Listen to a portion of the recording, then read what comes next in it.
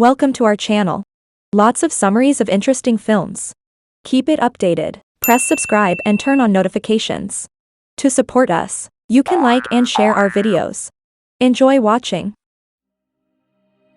Denver, Colorado, 1978. A Little League baseball game is being attended by children and their parents. While Gwen, his sister, picks on Finney Blake, who is pitching. Finney is able to throw 2 strikes on his pitches, but on the third, Bruce Yarmarder of the other team knocks the ball and scores a home run, giving his team the victory. Bruce compliments Finney for his arm despite the setback. Later, Bruce may be seen riding his bicycle about town and saying hello to a few students. Bruce then halts in his tracks as a black van pulls up in front of him.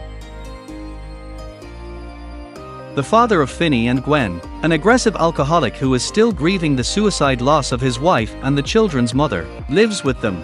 The school bully Moose is provoking Robin Arellano as a group of children are gathered as the siblings begin their walk to school. Unbeknownst to anybody, Robin is a great fighter who crushes Moose and beats his face into a bloody pulp. As they proceed, Finney and Gwen reference a local kidnapper known simply as the Grabber after learning that Bruce had vanished. Finney is taunted at school by 3 lads who follow him into the restroom and yell at him. When Robin comes, she warns the bullies not to mistreat Finney. Robin exhorts Finney to defend himself as well. 2 detectives visit the school in the interim and speak with Gwen in the principal's office. Gwen claims to have dreams about the kidnapped children who are missing, but she is unable to interpret the significance of these dreams. The following morning, Finney awakens to see his father assaulting Gwen as a result of the police showing up at his place of employment and questioning him about Gwen's dreams and their connection to Bruce's abduction. Her father abuses Gwen more severely after she breaks his wine bottle. He commands Gwen to claim that her dreams are unreal because they are comparable to those of her mother, which were interpreted as premonitions. Later, Robin is zipping around the neighborhood on his bike. When he turns the corner, the Grabber is standing there with black balloons, ready to greet him. The neighborhood's parents are told of Robin's absence. The school bullies then attack Finney and begin to beat him, but Gwen stands up for him by hitting one bully in the head with a rock, leaving him with a lot of bleeding. While the other 2 bullies continue to abuse Finney, Gwen receives a kick to the face. Later on in class, Finney's scientific partner is assigned to be his crush Donna. She expresses concern for Finney getting beaten. As they make their way home, Finney breaks away from Gwen and comes across the Grabber's van. The Grabber pretends to be a regular man dumping his groceries, but when Finney notices the black balloons, he attacks and uses a chemical to knock him out before throwing him into the van. Soon after Finney goes away, Gwen and other students at the school find out. Finney is taken to the Grabber's cellar where he is held captive. There is only one window, so if he yells, no one will be able to hear him. While mocking Finney, the Grabber assures him that he is unique. An unplugged black phone that is on the wall is one that the Grabber claims to have previously heard ringing. Later, Finney answers the phone when it rings once more. He hears Bruce's voice, who describes Finney's baseball arm as mint after noticing it. Bruce, however, is unable to recall his own name or his previous activities. Finney receives advice from Bruce regarding a spot in the floor where he can lift a tile and start excavating.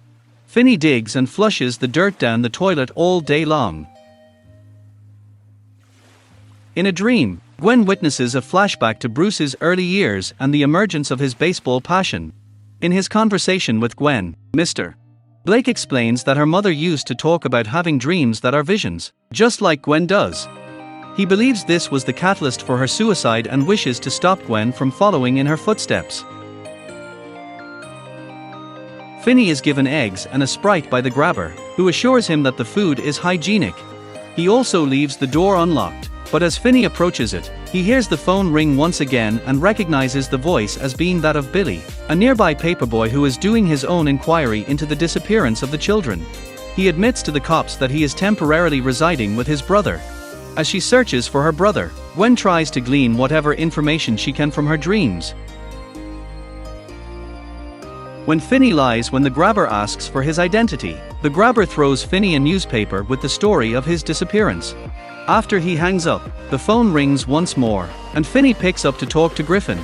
Griffin's spirit materializes next to Finney and shares with him a lock combination that he had noted down. This is a portion of the Naughty Boy game that the grabber enjoys playing with his victims. Griffin can't recall the precise combination, but Finney is able to find the numbers. Finney creeps upstairs and tries every possible combination till he unlocks the door when the grabber is sound asleep.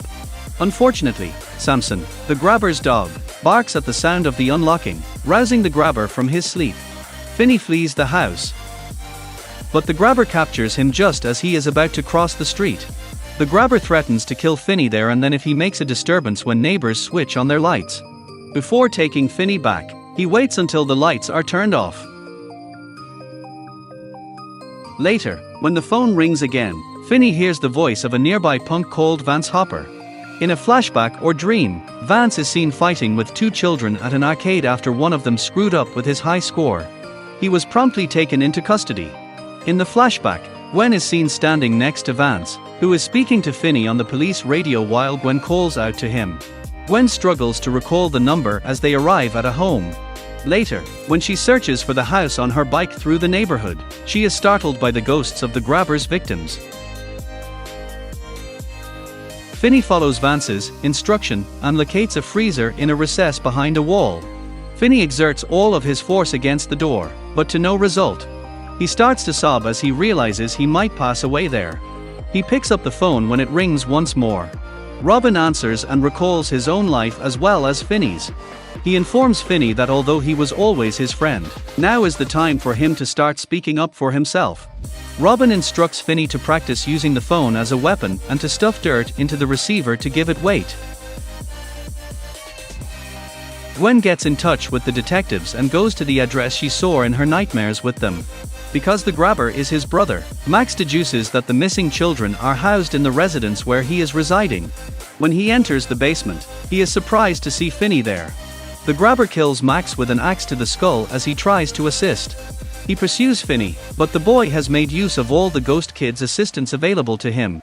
In order to lower the grabber into the hole where he breaks his ankle after the cable hits the window bars, he lays up a rug over the hole he dug. The phone then rings once more as Finney starts sobbing into the grabber. The grabber is killed after Finney makes him hear the voices of his victims mocking him for dying. To divert Samson, he takes a steak out of the freezer and hands it to him. The house is empty when the investigators examine it, but one of them discovers the basement. The other 5 lads' deaths are discovered buried in the ground by the detectives instead of Finney. Across the street is the home where Finney was being detained. Gwen notices him and runs to her brother as he opens the door and steps outside into the sunshine. The kids are taken care of by the authorities, and their father, who apologizes to both of them for how he treated them, picks them up. Finney returns to school more confident than before. The other kids see him as a legend for killing the grabber, and the bullies no longer dare to mess with him. He rejoins Donna in science class, but he tells her to call him Finn.